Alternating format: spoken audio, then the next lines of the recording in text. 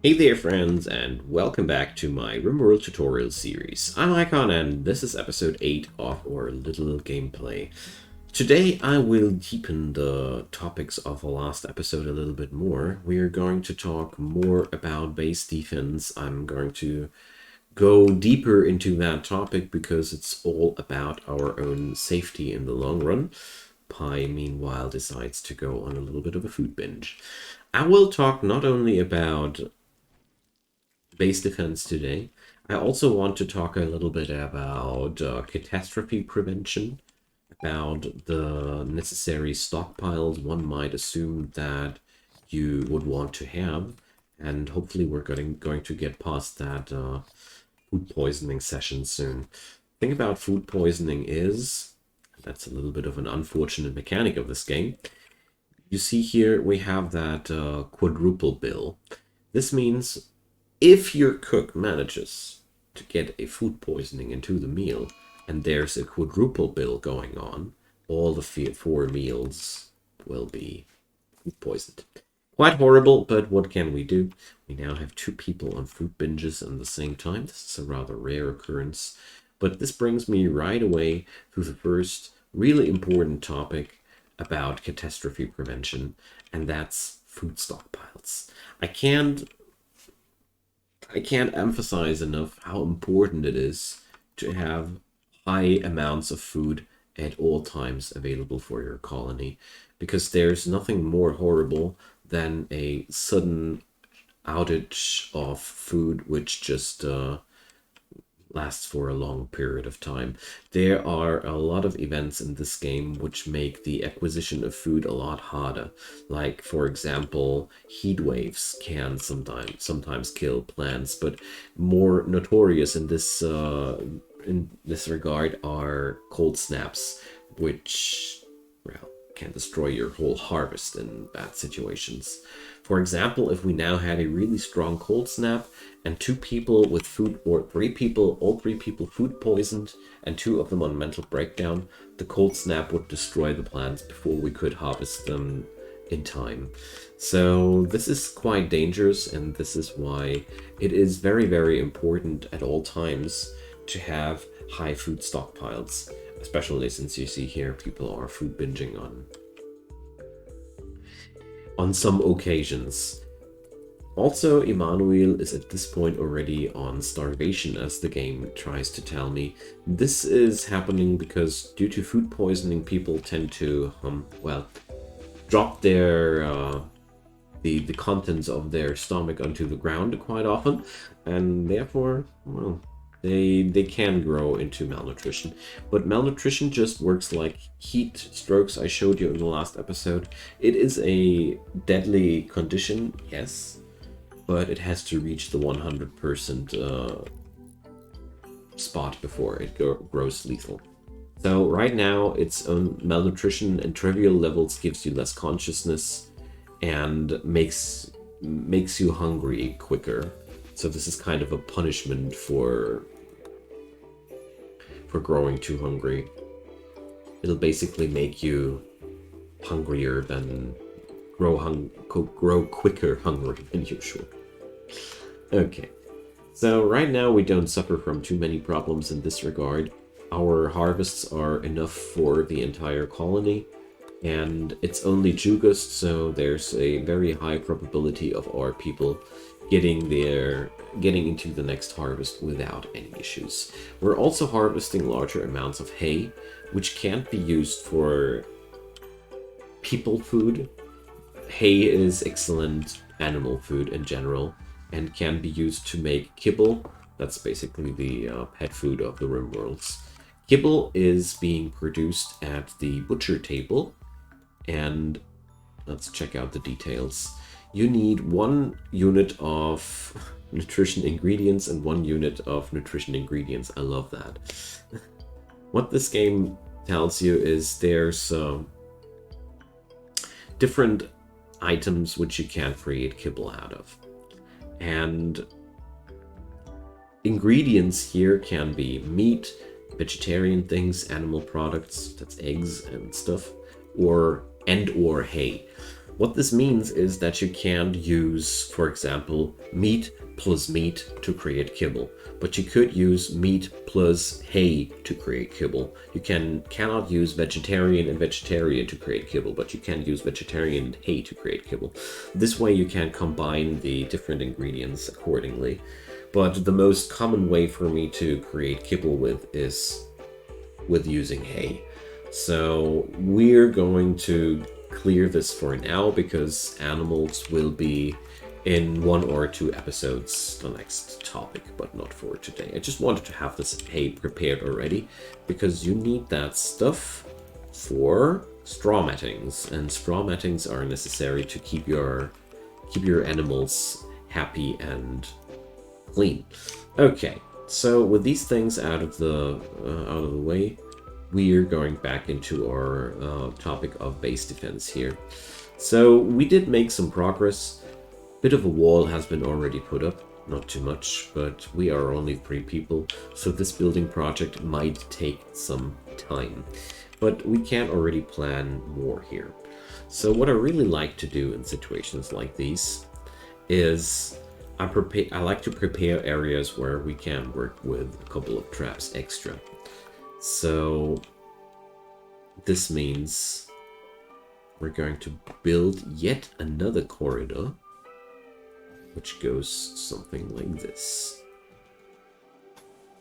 This is entirely optional, and I leave it up to you to do structures like these, but I really made pretty good experiences with that. So the next thing we're going to put in here are spike traps. I'm going to use wooden spike traps because I don't want to spend too much money here. So we're going to put them here into the floor in a checkered way.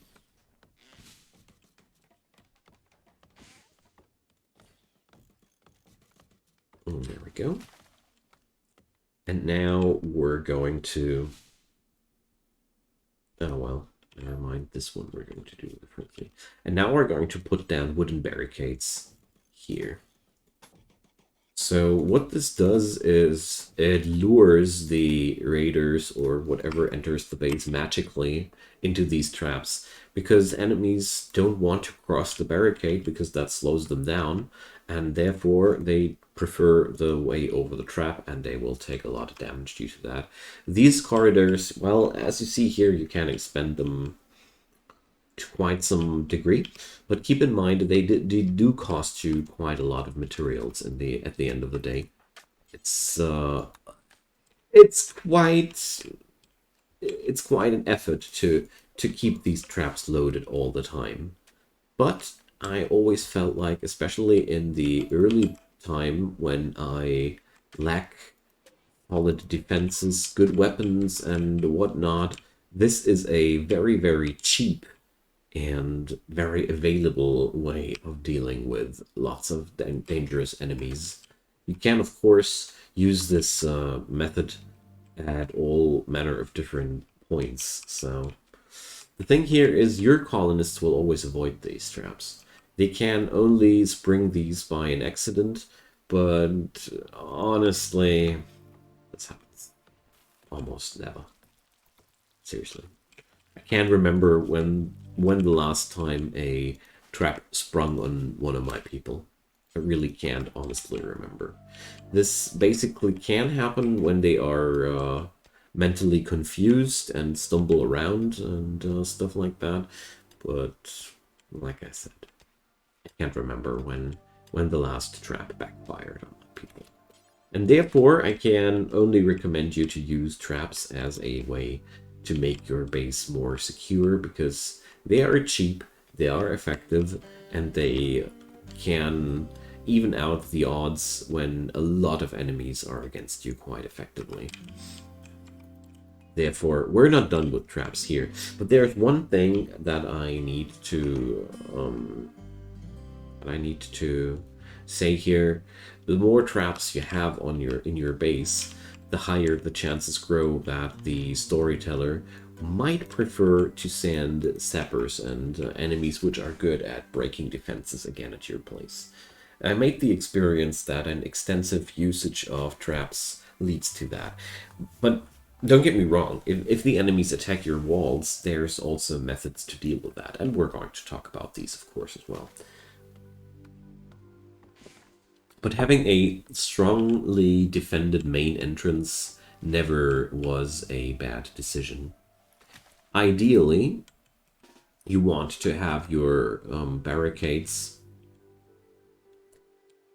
or your corridor like this end where the weapon range of your people begins. So basically you see that white line here. Basically, if I would want to power game this, I would try to continue this trap corridor roughly to this point to make sure that the enemies will always run into gun range of your people if they manage to get through that parkour. So that's only like 50% of the things you can do in this department, but we're going to leave it with that. Another thing I want to talk about today is new research things. So after you have researched power supplies, there's two things that are really important to research. That's for one, the microelectronics, because microelectronics enables you to build comms consoles and enables you to craft EMP gear. This is very, very important, but absolutely useless unless you have the before you have the machining technology, at least the EMP stuff. The comms console and the orbital trade beacon, though, enable you to make trade with spaceships that orbit the planet, which are really featuring pretty tasty deals, and therefore they're really useful. And beyond that, you can use the comms console to call friends, allied friends, for help in really desperate moments. So we're going to research towards machining first, and then we're going to research towards microelectronics, and then I'm going to explain a little bit further why we did that. In the long run, after microelectronics, we're going to get towards gun turrets, because gun turrets are the last missing piece we have now in our defense, but we need to research that first. So we're going to research smithing next, and then we're going to research machining. Smithing unlocks the creation of your own powerful melee weapons, and it also allows you to use metals as floors. Pretty useful stuff, but overall, well, I don't use these too much, honestly. Machining is a little bit more interesting because it unlocks grenades and the machining table, which we will need later to create the EMP gear here. If you wonder why I am talking so much about the EMP gear, it's because EMP weapons are basically the best you can get if you want to win against mechanoids, because at the end of the day, mechanoids are just a nightmare for everybody, and EMP weapons can stun mechanoids. And the longer you play your session, the more often you will be attacked by mechanoids. Raiders are not the only enemies, and, well, to not spoil it here too much, mechanoids are just like raiders, except for the fact that they can't bleed, they don't need food, they can't freeze, they can't, they don't even go unconscious. So that's the first thing about mechanoids. They die a lot slower than raiders, and they are heavier equipped, and yeah, there's a lot of stuff going on for mechanoids that's making them really dangerous. That's why I can only recommend you to rush this technology if you are on higher difficulty levels, and slowly work towards it if you are on lower difficulties, or just buy yourself some EMP grenades or an EMP launcher if a trader happens to have one and you have the spare money. It's really, really worth the money. Okay, so overall our situation here is looking quite fine. We got lots of rice, we got some balls of hay.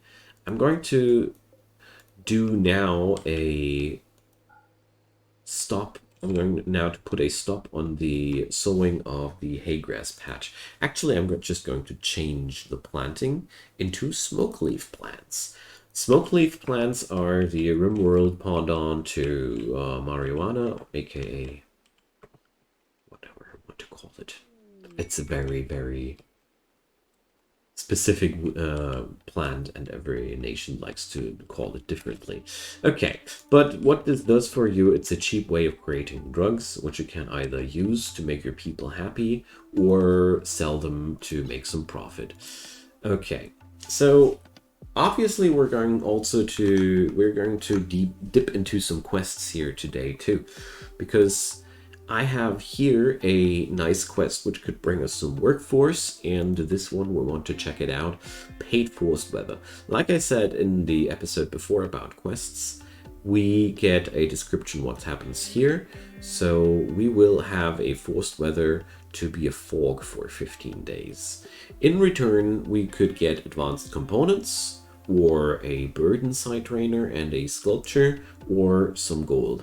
I'm not going to accept this, because fog is actually a very horrible weather if you are relying on wind power. Fog cuts down the maximum gains of wind power by 50%, because, you know, foggy weather and wind doesn't really go together too well. And beyond that, fog also diminishes your shooting accuracy, goes without saying. So we're going to check out this one here. Ray and another desperate refugee approaching. They want to crash here for 19 days, and they will work and fight for free during that time. This is a refugee event, and this brings you a couple of people which basically act out like your own colonists. And there's two possible outcomes for this event. Either they are really honest people and they want to help your place and it's all going to be awesome, or they are filthy traitors and try to attack you some point in the near future, and you can't just get rid of them then. But either way, since we are quite low on workforce, I felt like bringing up Ray and Hubbard might be not the worst idea. So let's check out Ray. Ray has a really good hand for plants, so we're going to put her onto this duty, and we're going to put her onto cleaning duty as well. Her friend Hubbard, though, is a little bit of a passionate constructor, so we're going to bring Hubbard on constructing and crafting. So we're going to make sure that somebody keeps cutting those stones. So I put up a second bed here to make sure that Ray and Hubbard are having all they need.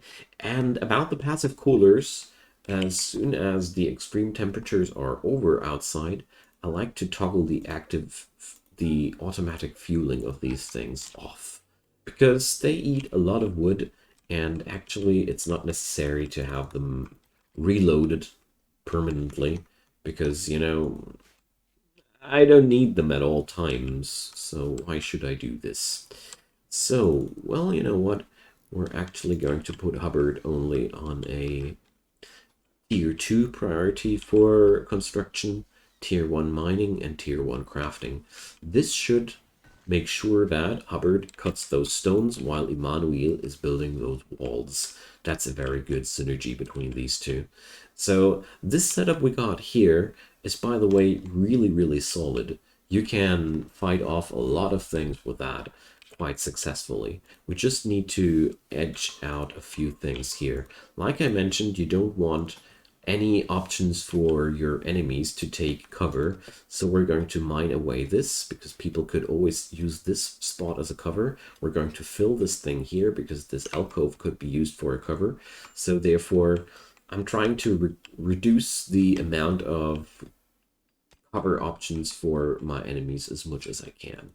We're also going to cut down those plants here, and there's a couple of things you can do to make life easier here, but we can only pull this really off once it's built. But what I'm going to do here is I'm going to put a roof over this place, about this area here. This will make it dark underneath the roof in this corridor, that this does two things. First off, the darkness kills off the plants. There will be no more plants growing there, which could be used by your enemies as a cover. And the other thing, the darkness does make the shooting of your enemies worse. So you kill two flies with one stone. You do strip away the cover of your enemies while also making sure that there's no more plants growing there and giving your enemies unwanted cover. So I really, really like this strategy a lot. Other things you can do, well, there's plenty of methods. I've seen people spreading explosives over there in these corridors. Feel free to drop your personal favorites in the comments below if you are a little bit more of an experienced player watching this series, or just ask away if there's anything left open here. So as we see here, Hubbard and Ray have taken this place for themselves. We still have to replace a couple of wooden walls here, but as I am recording, the replace stuff mod has not been made fit for version 1.3, and man, I don't want to do this manually at this point. So we are risking this death trap here. But oh well, we can rebuild after all. Okay. So I really do like to pick up these refugees, because even if they want to betray you, you can always just equip them bad and be ready for that. Quite often, I got betrayed quite often, and I never had any problems with that. And now you see also how good the kitchen construction worked out. It's only bubbles entering and leaving the kitchen now at this point anymore, and it's squeaky clean inside there, except for a couple of outliers there. Okay, wonderful. So we're making really good progress at this point, and this is usually the point where I try to stockpile food as much as I can, because, you know, the worst thing that could happen to you with food is that at the end of the day you don't need it, and you will eventually sell it to the next passing trader that's actually buying food. That's the worst case scenario. The best case scenario is there's going to be a horrible event in the next couple of years which will drain your food stocks dry, and you'll be happy that you had them. Keep in mind, by the way, when you are expanding your freezer, it's a wise choice to expand your cooling methods as well, because as you see here, it can grow quite quickly. Oh man, they did construct that wall here. Fools! Now my freezer is 39-degree warm. Well, replace stuff also features coolers, which are not working like that. Let's just call it like that. It features coolers that are a little bit smarter than that, but now we have to work with dumb coolers and dumb colonists. Well, this puts a little bit of spoilage on our food, but that's not that horrible. Since it was frozen since I don't know how long, nothing here will go bad before we are able to build that next cooler. With coolers, it's very easy to say, build as many of them as possible. And, well,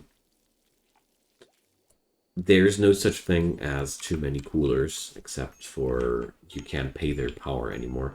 Basically, what I'm trying to say here is you have to find a balance between your needs and your power.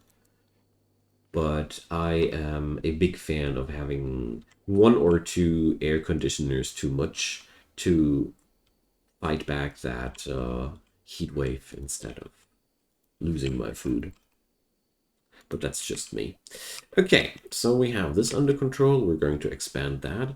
And as you see here now, gameplay slowly is eventually starting to slow down here, because we have what we need. And now we are basically at the point where we're just building up our defenses, and we are waiting for the next steps to be completed. Usually, well, you don't need to build that defensively if you are playing on lower difficulties. I'm just a kind of player. I like to have my defenses done before the enemy is that strong, to focus into the neat and nice parts of the game later down the road when I can actually afford it. It's just me. Can just turn down the difficulty a little bit and avoid yourself from walling, and avoid walling yourself in like that. And if you don't like to play like this at all, just play on a lower difficulty so you don't need to have all that warfare gameplay too much. I can totally understand that, and I want to emphasize at this point that Rimworld is a sandbox game, and for sandbox games it's absolutely vital that you play them the way you like to play them, and not somebody tells you to play them. So a royal tribute collector hit town. These guys allow you to trade slaves and gold for honor to increase the royalty rating of your colonists. But since I have neither slaves nor gold, I'm not going to do any of those. We're going to watch Emmanuel continue building our base. At this point, he's not building any walls or whatsoever.